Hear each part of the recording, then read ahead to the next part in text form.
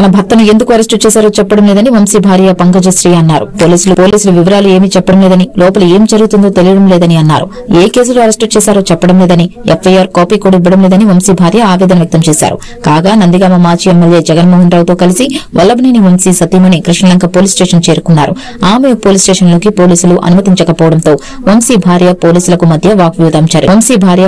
మధ్య వాగ్వివాదం జరిగింది. మమ్మల్ని ఎందుకు అనుమతించడం లేదని పోలీసులను ప్రశ్నించారు.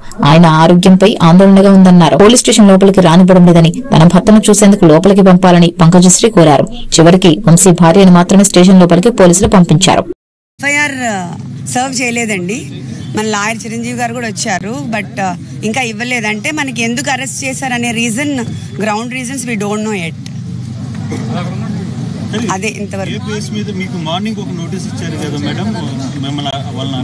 notice only sections mentioned, not the grounds of arrest and what cause he was arrested అవన్నీ ఏం లేవు. ఇప్పుడు అడిగాం కదా, అడిగితే వాళ్ళు ఇంకా ఇవ్వలేదు. అన్ని ఒకటేసారి ఇస్తాము రిమాండ్ కి తీసుకెళ్ళినప్పుడు అని దే ఆర్ టెల్లింగ్. ఇవ్వాలి కదా, అదే ఇవ్వలేదు.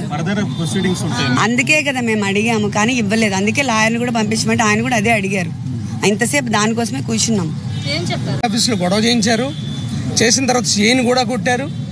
తర్వాత ఎవరిని అడిగినా చెప్తారు వంశీ అనే వ్యక్తి తెలుగుదేశం పార్టీకి టార్గెట్ అనేది ఈ స్టేట్లో ఉన్న ఏ వ్యక్తిని అడిగినా చెప్తారు. దీనికి ఆయన ఎలా పోరాటం చేస్తున్నాడో కూడా తెలుసు.